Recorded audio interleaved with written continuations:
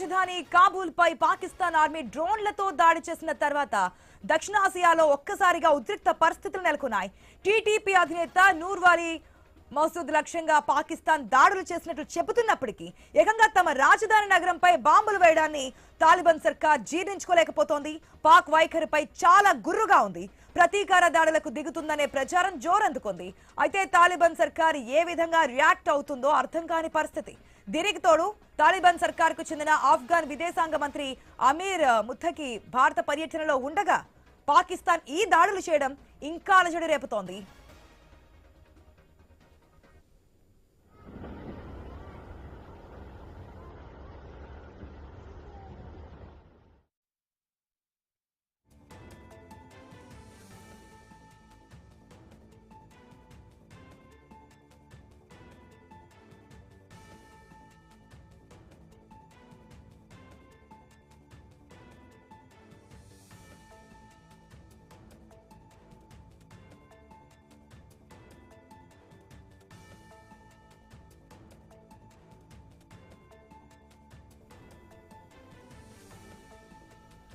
కాబూల్ పై bomb దాడులు ఎందుకు చేశామో చెప్పడానికి మీడియా సమావేశం ఏర్పాటు చేసింది పాకిస్తాన్ ఆర్మీ.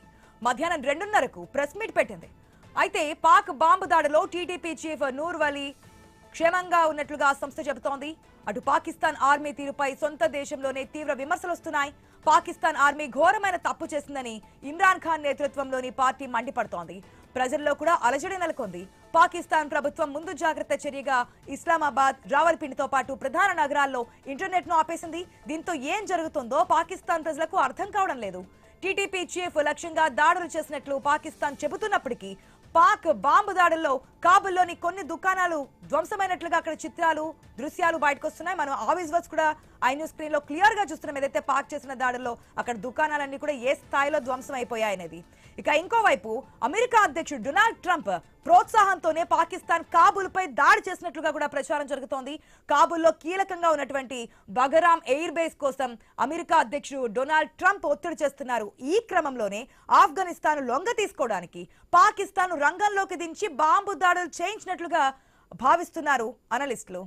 రైట్, అసలు ఏం జరిగింది, ఎందుకు ఈ విధంగా చేస్తుంది, ప్రెస్ మీట్ లో ఏం చెప్పబోతుంది, నిజంగానే అమెరికా ఇవన్నీ వెనుక నడిపిస్తోందే? అప్డేట్స్ మా ఇన్విటెడ్ శ్రీకాంత్ ద్వారా తెలుసుకుందాం. శ్రీకాంత్. Good afternoon Asha. దొంగ నడిచినట్టు పాకిస్తాన్ ఉగ్రవాదుల్ని ప్రోత్సహిస్తూ ఉగ్రవాద స్థావరాలను మెయింటైన్ చేస్తూ ఆర్మీనే ఉగ్రవాదులకు రక్షణ కల్పిస్తూ నిర్వహిస్తున్నటువంటి ఉగ్రవాద దేశం పాకిస్తాన్ ఈరోజు తాలిబాన్ల రాజ్యంలో ఆఫ్ఘనిస్తాన్ లో తాలిబాన్లు ఉగ్రవాదాన్ని ప్రోత్సహిస్తున్నారు, ఉగ్రవాదులు వస్తున్నారు, దాడి చేయడానికి వస్తున్నారంటూ ఆఫ్ఘనిస్తాన్ లో ఉన్నటువంటి ఆఫ్ఘనిస్తాన్ క్యాపిటల్ కాబూల్ పైన దాడికి దిగింది. నిన్న రాత్రి బుల్లెట్ల వర్షం, మిసైల్స్ వర్షం కురిపించింది. సో దీంట్లో ప్రాణ నష్టం జరగలేదు. కాకపోతే ఆఫ్ఘనిస్తాన్ లో ఉన్నటువంటి టీటీ వేదికగా అంటే దాన్ని టార్గెట్ చేస్తూ కూడా దాడి చేసింది మాత్రం స్పష్టంగా కనిపించింది. సో పాకిస్తాన్ అంటే దీనికంటే ముందు 2 రోజుల ముందు ఏం జరిగిందంటే పాకిస్తాన్ అసెంబ్లీలో మొన్న రక్షణ శాఖ మంత్రి ఖవాజ్ ఆసిఫ్ కూడా మాట్లాడడం జరిగింది. ఆఫ్ఘనిస్తాన్ కు గట్టి వార్నింగ్ ఇచ్చారు. ఏదైతే ఉగ్రవాదుల్ని ప్రోత్సహిస్తున్నారో ఇక చాలు, మా సహనం నశించింది, ఇక మేము దాడికి దిగుతామంటూ కూడా ఆయన పాకిస్తాన్ అసెంబ్లీ సాక్షిగా చెప్పడం జరిగింది. సో దానికంటే ముందు 3 ఏళ్ల క్రితమే మేము అందరం కలిసి ఆఫ్ఘనిస్తాన్ సందర్శించినటువంటి సందర్భంలోనే అక్కడ ఉగ్రవాద కార్యకలాపాలు జరుగుతున్నాయి.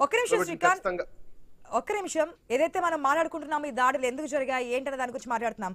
అయితే కాబూల్ పై దాడులకు 2 రోజుల ముందే పాక్ రక్షణ మంత్రి ఖ్వాజా ఆసిఫ్ కూడా తమ దేశ పార్లమెంట్ లో కీలక కామెంట్స్ చేశారు. ఆయన అసలు ఏమన్నారో ఒకసారి చూద్దాం.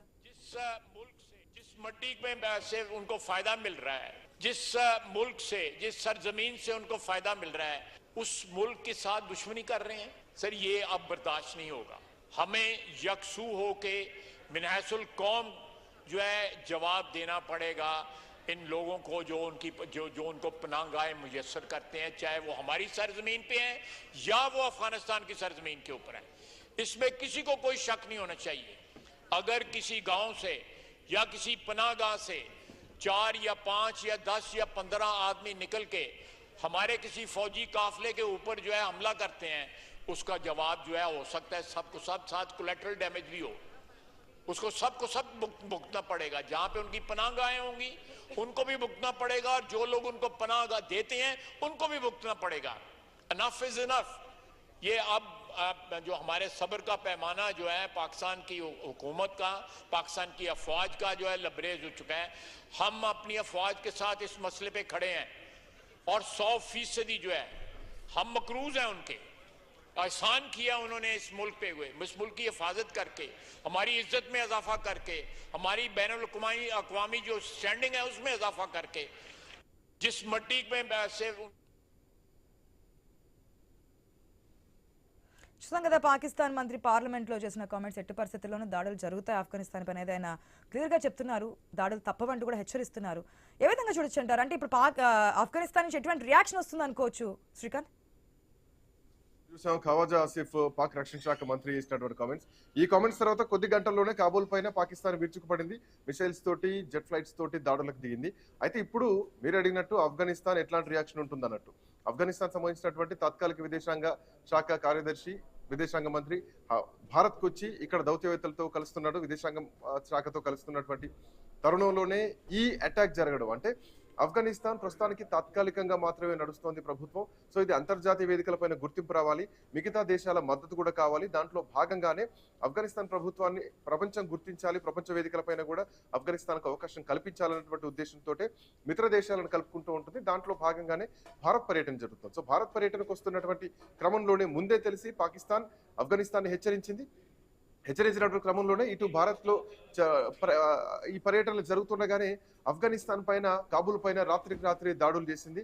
సో దాడులు చేసినటువంటి క్రమంలోనే ఇప్పుడు ఏం జరగబోతోంది? సో మరి కాసేపట్లోనే ఇంకొక 2 గంటల్లో పాకిస్తాన్ ఆర్మీ దీనికి సంబంధించి ప్రెస్ మీట్ పెట్టబోతోంది. ప్రెస్ మీట్ పెట్టి అధికారికంగా ధృవీకరించేటువంటి అవకాశం ఉంది. ఎందుకంటే ఆల్రెడీ అక్కడ శాసనసభలోనే హెచ్చరికలు జారీ చేసినటువంటి క్రమంలో ఇప్పుడు అధికారికంగా పాకిస్తాన్ ఏం హెచ్చరికలు జారీ చేస్తుంది ఆఫ్ఘనిస్తాన్కి, అండ్ మోర్ ఓవర్ ఆఫ్ఘనిస్తాన్ తిరిగి ఏ విధంగా కౌంటర్ చేస్తుంది. ఖచ్చితంగా ఆఫ్ఘనిస్తాన్ మాత్రం ఎట్టి పరిస్థితుల్లో ఊరుకునేటువంటి పరిస్థితి లేదు. ఆఫ్ఘన్ సో మనం చూడొచ్చు, ఆఫ్ఘన్ విదేశాంగ మంత్రి భారత పర్యటనలో ఉన్నారు. సో ఆ విజువల్స్ కూడా ఐన్యూస్ స్క్రీన్ పైన చూడొచ్చు. ఆఫ్ఘన్ విదేశాంగ మంత్రి భారత పర్యటనలో ఉండగానే ఆఫ్ఘనిస్తాన్ రాజధాని పైన జరిగినటువంటి దాడులు, ఇది పాకిస్తాన్ ఒక రకంగా ఇండైరెక్ట్ గా భారత్ ను కూడా హెచ్చరించినట్టే, మా శత్రు దేశాలను మీరు కలుపుకుంటే మీకు కూడా తప్పదు అన్నటువంటి హెచ్చరికలు ఏవైతే పాకిస్తాన్ ఆఫ్ఘనిస్తాన్ పైన దాడులకు దిగిందో, రేపొద్దున ఇది భారత్ లో జరుగుతున్నటువంటి, గతంలో కూడా మనం చూసాం ఆపరేషన్ సింధూర్ టైంలో కూడా, అంటే పహల్గామ్ అటాక్ జరిగినటువంటి టైంలో కూడా జెడి వాన్స్ భారత్ పర్యటనలో ఉన్నారు. భారత్ పర్యటనలో ఉన్నటువంటి టైంలోనే పహల్గామ్ అటాక్ జరగడం, ఇది నిజంగా ఒక రకంగా ప్రపంచం మొత్తం కూడా భారత్ చూసినటువంటి పరిస్థితి. సో పాకిస్తాన్ తన అస్తిత్వం కోసం భారత్ ని టార్గెట్ చేస్తోంది. భారత్ లో విదేశీ రాయబారులు గాని, విదేశీ మంత్రులు గాని, విదేశీ అధ్యక్షులు గాని భారతదేశానికి వచ్చినప్పుడు పాకిస్తాన్ ఏం చేసినా దాని వెనక యుఎస్ ఉండి, అంటే యుఎస్ ప్రెసిడెంట్ ట్రంప్ ఉండే నడిపిస్తున్నారు. డైరెక్ట్ గా ఏం చేసినా సరే భారత్ వెనకడిగే ప్రసక్తే లేదనేది క్లియర్ కట్ గా తెలుస్తుంది. అన్ని సందర్భాల్లో ఏ విధానం చూసుకున్నా, అది దాడైనా లేదంటే టారిఫ్లు పెంచినా, ఇప్పుడు వీసాల విషయానికి వచ్చినా, H1B వీసాలకు వచ్చినా ఏ విషయంలోనూ వెనకడికి వేసే పరిస్థితి లేదని. సో మొన్న ఏదైతే ఆపరేషన్ సింధూర్ ఇంకా ముగియలేదు అనే స్టేట్మెంట్ విన్న తర్వాత ఇంకాస్త వాళ్ళల్లో భయం నెలకొనే సిచ్యువేషన్ కూడా కనిపించింది. సో దాంట్లో భాగంగా ఇది అనుకోవచ్చా? ఆఫ్ఘన్ పై భుజంపై తుపాకీ పెట్టి ఇండియాని భయపెట్టే ప్రయత్నం అనుకోవచ్చే? అంత సీన్ లేదు Aasara, that is a very చిన్న విషయం. ఆఫ్ఘనిస్తాన్ భారతదేశాన్ని పాకిస్తాన్ భయపెట్టే అంత ఏమంటారు పిచ్చి ప్రేలాపనలు అవి. అంతకుమించి పాకిస్తాన్ కి అంత సీన్ ఏం లేదు, ఏదో మేకపోతే గాంభీర్యం. ఎందుకంటే పాకిస్తాన్ కు ఆ దేశంలో బతుకుండాలి, ఆ దేశంలో వాళ్ళు బతకాలి, ఆ దేశంలో ప్రజలు తిరగబడకుండా, ఇప్పటికే POKలో ప్రజలు తిరగబడుతున్నారు. పాకిస్తాన్ సంబంధించి కాదు, అమెరికా పాకిస్తాన్ అడ్డు పెట్టుకొని చేస్తున్నటువంటి ప్రయత్నం. Exactly, that is what I'm saying. So Pakistan కి ఒక ఉనికి కావాలి, ఆ దేశంలో ఉనికి కావాలి. మోర్ ఓవర్ పాకిస్తాన్ కి బెలూచిస్తాన్ లో, అమెరికాకి బెలూచిస్తాన్ లో ఉన్నటువంటి నిక్షేపాలు కావాలి, అమెరికా ఇటు ఆఫ్ఘనిస్తాన్ లో ఉన్నటువంటి ఎయిర్ బేస్ క్యాంపులు కావాలి. సో ఇట్లా నేపథ్యంలో ఆఫ్ఘనిస్తాన్ బెండ్ అయినటువంటి పక్షంలో Trump he's a business man. So business లాగానే చూస్తారు, రాజకీయాలు చూడరు. సో బిజినెస్ కోసం రాజకీయ పార్టీలను, రాజకీయాలు వాడుకుంటా ఉంటారు, రాజకీయాలు చేస్తూ ఉంటారు. సో ఆఫ్ఘనిస్తాన్ బెండ్ చేయడం కోసం పాకిస్తాన్ అనేటువంటి ఒక శత్రువును తయారు చేసుకుంటున్నారు. ఈవెన్ చైనా విషయంలో కూడా అదే జరిగింది. చైనాకు పాకిస్తాన్ కు మధ్య సంబంధాలు తెంపారు. బెలూచిస్తాన్ లో ఉన్నటువంటి నిక్షేపాల కోసం అమెరికా పాకిస్తాన్ నడిపించింది, అటు భారత్ ని దాడులకు దిగబెట్టింది. సో ఒక రకంగా ఇండైరెక్ట్ గా ఆయన యుద్ధాన్ని క్రియేట్ చేయడం, ఆయన నేను శాంతి క్రియేట్ చేస్తున్నా అంటారు హమాస్ గాజా విషయంలో కానీ, ఇజ్రాయెల్ రష్యా విషయంలో కానీ. సో ఇట్లాంటి అన్ని కూడా అమెరికా అధ్యక్షుడు ప్రయత్నాలు చేస్తున్నా కానీ నోబెల్ శాంతి బహుమతి ఎంపికలు ఇప్పటి వరకు ఆయన పేరు మాత్రం ప్రకటన రాలేదు.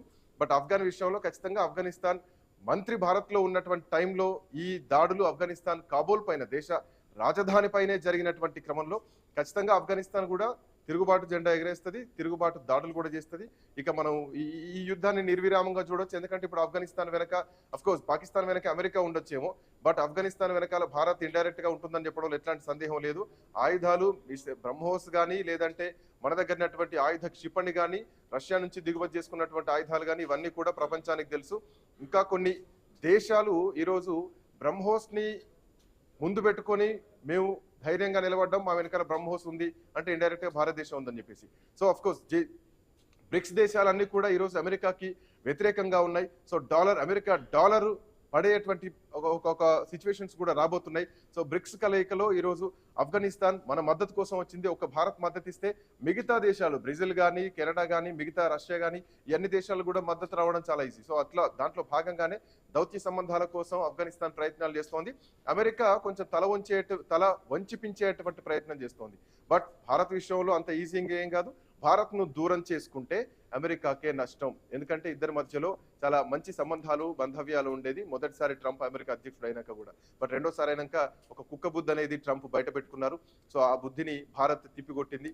ఆపరేషన్ సింధూర్ తోటి ప్రపంచానికే కాదు అమెరికాకు కూడా బుద్ధి వచ్చిందని చెప్పాలి. సో ఇప్పుడు H1B వీసాల విషయంలో అమెరికా తీసుకున్నటువంటి నిర్ణయాలకి భారత్ మేక్ ఇన్ ఇండియా చేయడం, అట్లాగే ఇక్కడ జిఎస్టీని తగ్గించడం, మోర్ ఓవర్ ఇండియా సంబంధించినటువంటి మేక్ ఇన్ ఇండియా ఇక్కడ ప్రోడక్ట్ని తయారు చేయాలి, ఇక్కడనే వినియోగించుకోవాలి, దేశ సంపదను పెంచేటువంటి ప్రయత్నం చేస్తోంది. సో రానున్న కాలంలో ఆఫ్ఘనిస్తాన్ వెనకాల ఇండైరెక్ట్ గా భారత్ ఉంటుందని చెప్పడంలో ఎట్లాంటి సందేహం లేదు. ఆఫ్ఘనిస్తాన్ ఖచ్చితంగా దీని ప్రతీకార చర్యలు తీసుకుంటుందని చెప్పడంలో ఎట్లాంటి సందేహం లేదు. ఆశ right Srikanth, thanks for the update. Yes, మన విజువల్స్ లో కూడా క్లియర్ గా చూస్తున్న ఏదైతే కాబూల్లో దాడి జరిగిన ప్రాంతాన్ని కూడా మనం చూస్తున్నాం. అక్కడ దుకాణాలు కూడా పూర్తిగా ధ్వంసమైనటువంటి సిచ్యువేషన్.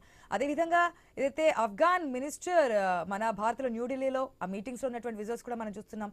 ఇండియాలో పర్యటిస్తున్న సందర్భంలోనే ఈ దాడులు జరగడం అనేది ఇంకాస్త క్వశ్చన్ అనేది పెద్ద కనిపిస్తోంది. అసలు ఎందుకు ఈ టైంలోనే ఈ విధంగా దాడులు చేస్తుంది పాకిస్తాన్ అనేది. సో ఆఫ్ఘనిస్తాన్ రియాక్షన్ ఏ విధంగా ఉంటుంది అనేది కూడా వేచి చూద్దాం. అదేవిధంగా మధ్య